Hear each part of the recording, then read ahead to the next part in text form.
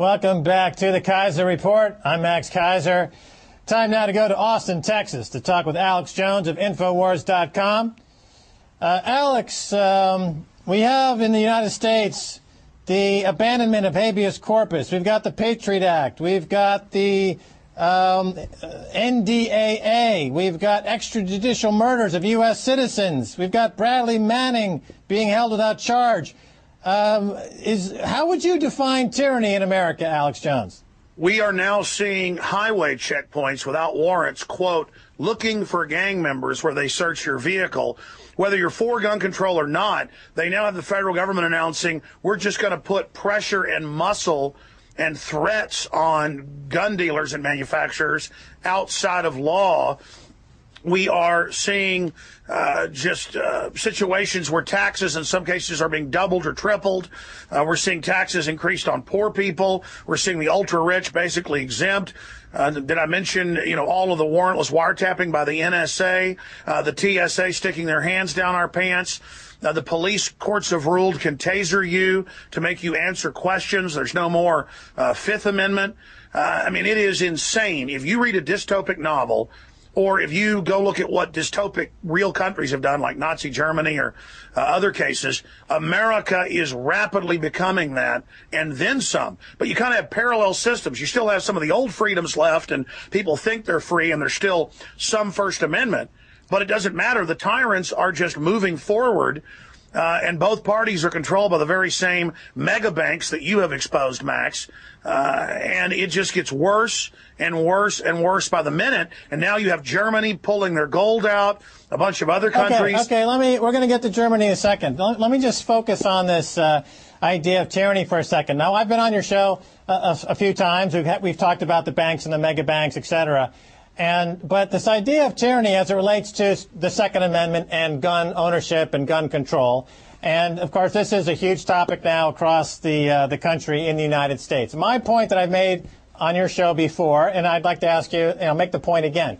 If the people who are owning guns are doing so because their interpretation of the Second Amendment is that they need to protect themselves against government and against tyranny, and we just listed 15 examples of that threshold that has been crossed by the government. What are they waiting for? What are they waiting for? That's right. So why are they've got the guns? They've got the imperative from the mandate from the Constitution. What are they waiting for?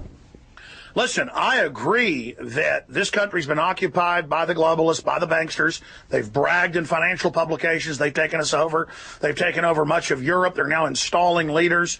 And it's the final straw. People can have their bank account stolen, have the value of their dollar destroyed. They can have their privacy stolen. They can have their dignity stolen by the TSA now with highway checkpoints. But it is the fact that people remember the stories of the founding fathers in 1776. They're like, oh, now I get it.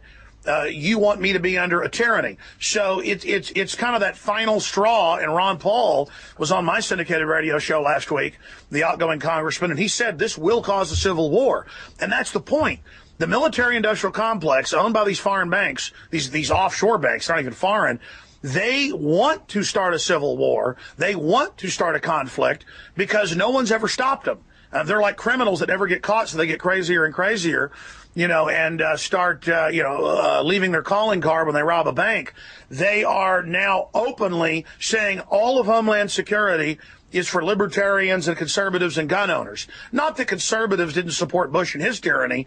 It's just the establishment sees people who at least say they're pro-free market and pro-liberty as the enemy. We are going into a receivership, collectivism, implosion by design to bring us to our knees like the people of Greece and now Italy and other countries. We are under the very same occupation, the bankster occupation that you've talked about, and it is just a nightmare to behold. So when I was on Piers Morgan and I said, if you keep pushing, it's going to cost 1776 Part 2, I was just letting them know, look, I understand the game plan.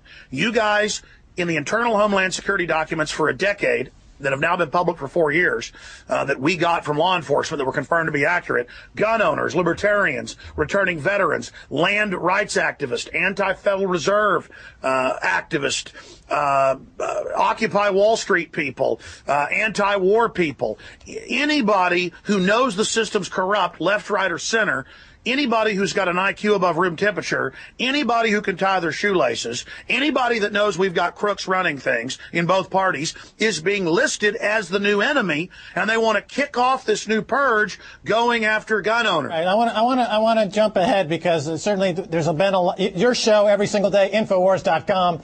It's fantastic discussion about this every day. I wanted to talk a little bit about Aaron Swartz because we paid a tribute to Aaron on the show. An internet activist who committed suicide last week. His father basically blamed the government. He said, the government killed my son. Another act of blatant tyranny, it would seem. Your thoughts on this and the increasingly aggressive crackdown on alternative media and activist Alex Jones? Well, what they do is they indict you for going and getting taxpayer-paid-for research papers over the last 30 years that we all paid for at MIT, that everybody deserves to see, and he put them out as an act of resistance, and it was just academic research papers, most of it obsolete, and they were trying to put him in jail for 35 years. Now, a lot of times they indict you and then say you're depressed and kill you. This is the guy that helped coordinate at the very core the defeat of SOPA and CISPA. This is a guy who was fighting on every level, and I don't necessarily believe that they didn't actually physically kill him, not just harass him until he committed suicide. You have like a 97% conviction rate in federal courts because they're kangaroo courts and have selected juries. Nazi Germany had juries. They were just selected juries. I mean, you don't have 97% conviction rates in a free country. Give me a break. I mean, it's turned out with DNA, 37% of people on death row on average are innocent. And it comes out all the time. They know people are innocent and frame them. I know people who've been released from prison who had no criminal record and were put on death row just because they felt like doing it. So, yeah, we have a lot of psychopaths. Psychopaths that are attracted to government power. That's 101. Criminology. And look, Gary Webb told me he was coming on my show in 3 months, the Pulitzer Prize winner for Dark Alliance on CIA drug dealing. And they tried to discredit him. He had a new book coming out doubly proving that he'd been accurate. And he told people, 3 people I talked to, his friends, and I talked to him, he said he was being harassed, that people were breaking in his house, special forces type guys were sliding down the poles, the drainage pipes, I mean, like commandos, robbing him, stealing his papers. He was being death threatened. He moved. And they came and shot him twice in the head, and the police said that's quite normal. So if anybody ever shoots and kills me, and then says I did it, it is a lie. It is a lie. It is a lie. And they always have a, quote, friend pop up and go, I know Gary said he wouldn't commit suicide, but he told me he was. The D.C. madam told me on air she was being followed and threatened she would never commit suicide. And they whacked her and had a fake suicide note that wasn't even the same handwriting. I mean, I got that from her condo manager, okay. who's her good friend. I think people, need to visit Texas, and they'll find out that it's a state full of people like Alex Jones. You are Texas. You are Austin. You are Alex Jones, and the rest of the world needs to understand what Texas is all about for real. Now, I want to ask you about, again, coming back to Piers Morgan for a second. CNN host, of course, you were on a show recently, caused a bit of a stir. Many American progressives and liberals don't know about Piers Morgan's past in the UK of phone hacking, publishing fake photos, trading on shares which had his tabloid was pumping and dumping. Why does Piers get a get-free pass in America? He's an acknowledged dangerous element here in the UK. That's one of the reasons he's in the U.S., to escape prosecution here in the UK. He is a gangster. And when I was with him in person, I mean, he came off as a cold-blooded, reptile type person. And at the end of the interview, I got in his face and I said, look, buddy, I know you're a gangster and you're not getting our Second Amendment. You're on notice. And he laughed at me and he said, we'll see. He's put out tweets saying, I'm British, I'm better than Americans, I'm conquering you. Bizarre stuff. He's put out tweets saying, I am standing on the dead bodies of the children. And again, he got fired from one newspaper, as you were reporting. for publishing fake photos. All the connections, him over these hackers. He's a hatchet man, and that's why I blew up and got in his face to go, look, cut the crap, man. We know what you're really here for. But here's the news. The guy's got 500,000 viewers. His audience doubled after I was on there for a week. Now the ratings have gone back down.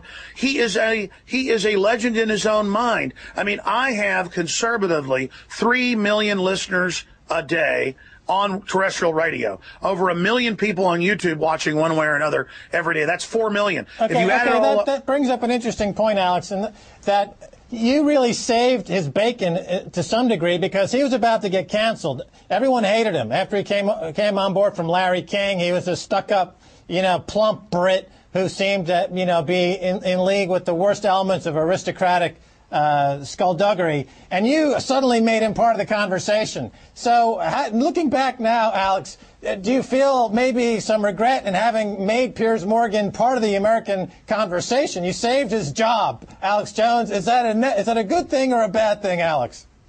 Well, I don't think I saved his job because they're looking. He's got a year left on his 3-year contract of $8 million. They report he's probably going to be moved to the 10 o'clock slot.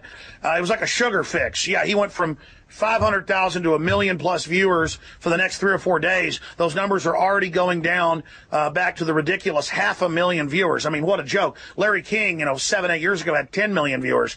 I mean, this guy is a joke, but all of the dinosaur media is a joke. It got him to be part of the conversation. So I think it made Alex Jones even more a larger part of the discussion. I think that's the effect that it had, ramming the issue out of, look, taking our guns is about slavery and tyranny. The White House responded that night at the end of the show to my petition and, quote, denied it to deport his butt for the different activities that he's engaged in, trying to manipulate our internal politics. And now Obama in his speech yesterday undoubtedly said there's these pundits who say it's about tyranny and enslavement. They just want to make money, clearly attacking me. So I now have the White House officially responding in huge press conferences to us. Okay, that's the truth. Piers Morgan had to admit, yes, you have tens of millions of overall listeners every week. You shouldn't have this platform. He night after night, he said, somebody needs to shoot this guy. He talked about how he wants to kill me. Did you see that? I mean, they're panicking. They're a bunch of gangsters, and their time is running out. We're out of time. Thanks so much for being on the Keiser Report. Max, thank you for having me, and folks can follow me at Real Alex Jones on Twitter and Infowars.com, and say hi to all your great crew there for me. All right, fantastic. All right, and that's going to do it for this edition of the Keiser Report with me, Max Keiser, and Stacey Herbert. I want to thank my guest, Alex Jones of Infowars.com.